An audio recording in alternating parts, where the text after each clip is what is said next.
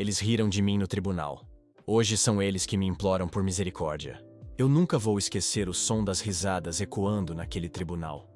Era como se cada gargalhada fosse um martelo batendo contra o pouco de dignidade que ainda me restava. Naquele dia, eu estava sentado diante do juiz, acusado de um crime que nunca cometi. O processo era sobre fraude, um esquema de documentos falsos que, segundo eles, eu havia arquitetado. Eu, um simples funcionário de escritório, sem grandes ambições, de repente era pintado como um criminoso ardiloso, capaz de manipular contratos e desviar dinheiro. As provas? Todas fabricadas. As testemunhas? Pessoas que eu conhecia desde criança, família, amigos, vizinhos. Gente que eu achava que me protegeria, mas que naquele momento parecia ansiosa para me ver afundar. Quando o promotor apresentou aquelas assinaturas falsificadas, supostamente minhas, ouvi meu primo cochichar para o colega do lado. Esse aí vai mofar na cadeia. E eles riram. Todos riram. Até minha mãe, que estava sentada no fundo da sala, não conseguiu esconder a decepção estampada no rosto. Meu pai, envergonhado, sequer levantava os olhos. Eu tentei me defender. Tentei explicar que aquilo não passava de um plano para me destruir. Mas ninguém quis ouvir. O juiz, arrogante, parecia já ter a sentença pronta antes mesmo de eu abrir a boca. Culpado. Essa palavra caiu sobre mim como uma sentença de morte. Fui algemado diante de todos. E enquanto me levavam para fora, ainda tive de ouvir as gargalhadas ecoando, como se o sofrimento de um homem fosse o espetáculo mais divertido da cidade. Prisão. Aquele lugar não é feito apenas de grades, mas de olhares. Olhares que medem sua fraqueza, que testam sua resistência. Eu era o novo, o homem de negócios acusado de fraude.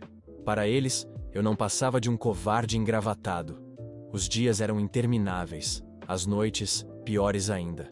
Mas sabe o que doía mais? Não eram os insultos, nem a comida podre, nem os beliches apertados. O que doía era lembrar que aqueles que deveriam estar ao meu lado, minha família, meus amigos, estavam lá fora, rindo, vivendo suas vidas, enquanto eu apodrecia injustamente. Odiar é fácil, mas o que eu senti não era apenas ódio, era algo maior, mais profundo. Uma chama que queimava em silêncio, alimentada por cada noite mal dormida, por cada dia arrastado. Eu fiz uma promessa para mim mesmo, uma promessa fria e calculada. Um dia, eu sairia dali. E quando isso acontecesse, cada um que riu de mim naquele tribunal pagaria o preço. 3 anos. Foi o tempo que passei atrás das grades. Mas 3 anos também foi o tempo suficiente para aprender, observar e me transformar. Eu entrei naquele lugar como um homem comum. Saí de lá como alguém completamente diferente. A prisão é uma escola cruel. Aprendi sobre leis, sobre brechas jurídicas, sobre negócios obscuros e sobre como o mundo realmente funciona fora das aparências. Enquanto eles achavam que estavam me destruindo, na verdade estavam me forjando. Quando finalmente consegui provar minha inocência, graças a um detalhe que eles haviam esquecido de manipular, saí de lá de cabeça erguida. O mesmo tribunal que me condenou, agora tinha que engolir a palavra absolvido. E foi ali que eu percebi. Eles haviam me dado uma segunda chance, mas não do jeito que esperavam. Eu não voltei para minha antiga vida. Eu não voltei para pedir desculpas ou tentar recuperar laços. Eu voltei para começar a construir algo maior. Algo que me permitiria ter poder o suficiente para destruir todos eles. E fazer com que um dia fossem eles a se ajoelhar diante de mim. Quando saí da prisão, não havia ninguém esperando por mim do lado de fora. Nenhum abraço, nenhuma palavra de consolo, nenhum olhar de esperança. Apenas um silêncio cruel, como se eu fosse um fantasma esquecido. Mas isso não me abalou. Pelo contrário, foi nesse vazio que encontrei força. Eu já não tinha laços, não tinha ninguém para proteger ou agradar. E quando um homem não tem nada a perder, ele se torna perigoso. Nos primeiros meses, trabalhei em silêncio. Fiz pequenos serviços de consultoria financeira. Nada ilegal, mas sempre com clientes que gostavam de andar à margem da lei. Empresários que precisavam de alguém que conhecesse as falhas do sistema, que soubesse manipular brechas jurídicas. Eu era o homem perfeito para isso. As noites, porém, eram minhas verdadeiras aliadas. Enquanto o mundo dormia, eu estudava. Leis, contratos, estratégias de negócios, investimentos. Eu absorvia tudo. Transformei meu rancor em combustível. Cada página lida, cada negociação feita, cada centavo guardado tinha um único propósito: me preparar para o dia em que eu pisaria novamente naquele tribunal, mas desta vez, como alguém que controlava o jogo. 2 anos se passaram. E nesse tempo, o fracassado e injustiçado que saíra da prisão se tornou um homem que já não podia mais ser ignorado. Eu investi em imóveis, comprei pequenas empresas em falência e, como quem junta peças de um quebra-cabeça, montei um império silencioso. Ninguém sabia que o dono por trás de tudo era eu. E eu gostava disso. Agir nas sombras me dava poder, me dava vantagem. Mas ainda havia algo pendente. Enquanto eu crescia, aqueles que haviam rido de mim continuavam vivendo como se nada tivesse acontecido.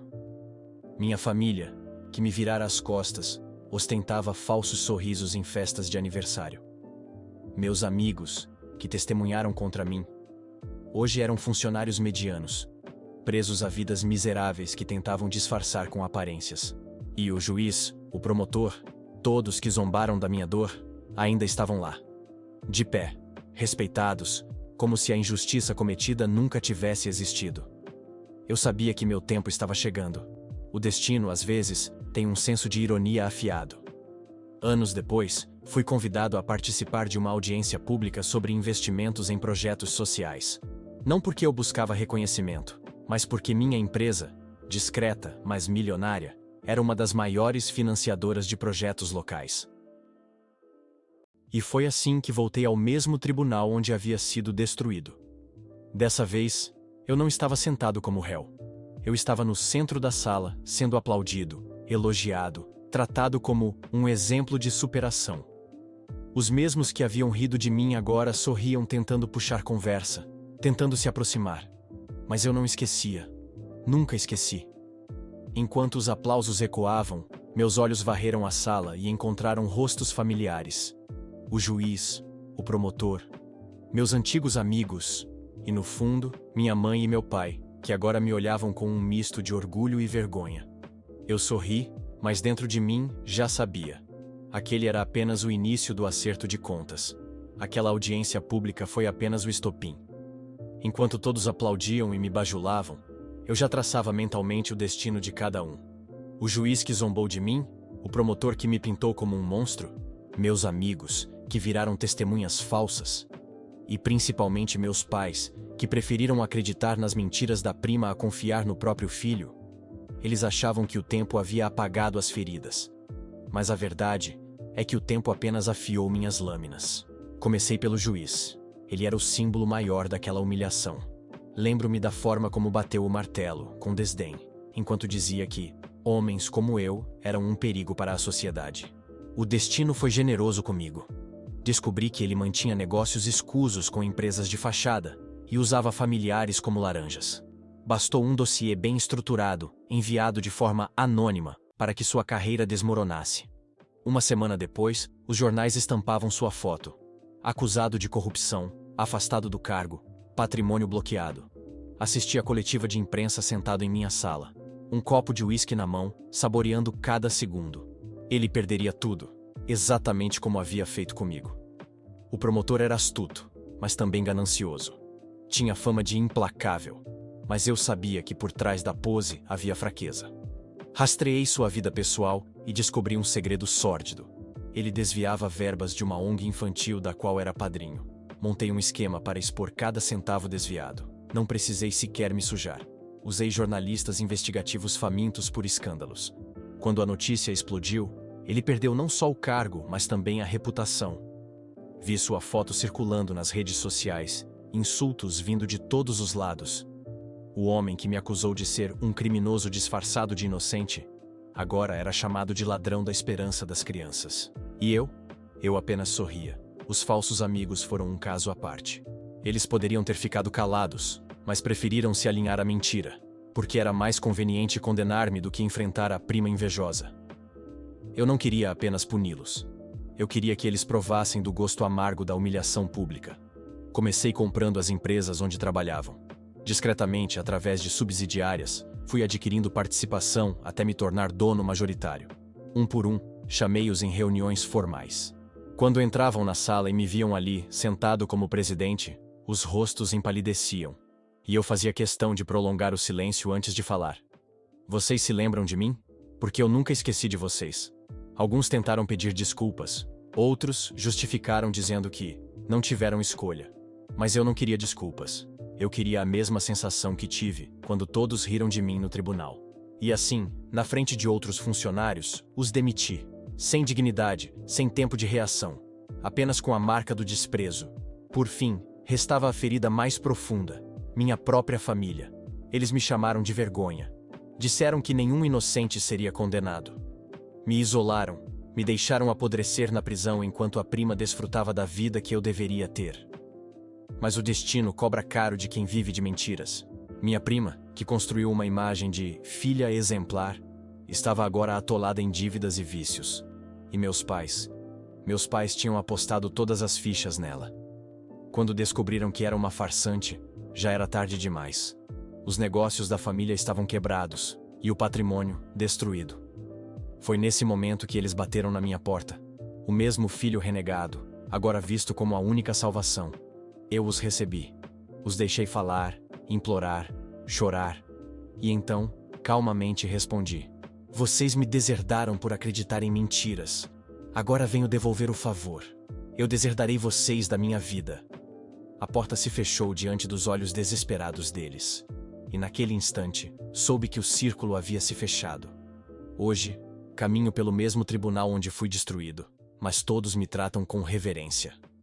Meus inimigos estão em ruínas, minha família em silêncio, e minha prima desapareceu, perdida no próprio veneno.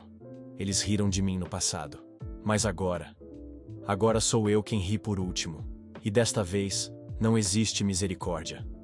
As ruas que um dia me viram cabisbaixo, de olhar perdido e coração despedaçado, agora me recebem com respeito. Mas não é de respeito que eu vivo. É do silêncio. O silêncio daqueles que antes gritavam contra mim, riam de mim, me apontavam como culpado. Agora, todos abaixam a cabeça quando passo. Não por amor, não por admiração, mas por medo. E sabe de uma coisa? Eu aprendi a amar esse medo. Muitos me perguntam se sinto remorso. Se não seria melhor ter seguido em frente, construído uma nova vida sem olhar para trás. Mas o que eles não entendem é que algumas cicatrizes não fecham com o tempo. Algumas feridas só cicatrizam quando se abre a mesma lâmina que as causou e se devolve o corte. Eu devolvi. Dei a cada um deles exatamente aquilo que me deram: desprezo, dor, humilhação. E talvez eu tenha ido além. Talvez eu tenha cruzado limites que nunca pensei atravessar. Mas quem é capaz de medir limites quando se esteve na beira do abismo? Na noite em que deixei meus pais do lado de fora da minha porta, percebi algo que me assusta até hoje. Não senti nada. Nem raiva, nem alegria, nem pena. Apenas um vazio. É isso que a vingança faz. É isso que a vingança faz. Ela preenche sua alma até consumir tudo. E quando termina sua obra, sobra apenas silêncio. Mas ainda assim, prefiro esse silêncio àquele riso que ecoava no tribunal. Prefiro ser o homem frio que sou hoje, do que o garoto indefeso que fui um dia. Dizem que justiça é cega. A minha não foi. Ela viu cada rosto, cada nome, cada detalhe. E ela cobrou. Hoje, quando caminho sozinho pelas madrugadas, reflito. Eles me imploraram por misericórdia, mas eu não dei. Não porque não pudesse, mas porque misericórdia é um luxo reservado aos inocentes. E nenhum deles era. Talvez algum dia eu pague o preço do que fiz. Talvez o destino, em sua ironia cruel, me coloque diante de alguém que faça comigo o que eu fiz com eles. Mas até lá, eu sou o eco que atormenta suas noites. Sou o fantasma que os persegue nos corredores vazios. Sou a lembrança que nunca permitirá que durmam em paz. Eles riram de mim no tribunal. Mas agora, sou eu quem ri. E o som da minha risada será a última coisa que restará na memória deles antes que o silêncio os consuma. Essa foi só uma onda no mar de histórias reais. Inscreva-se, ative o sininho e continue navegando comigo, o Capitão Reddit.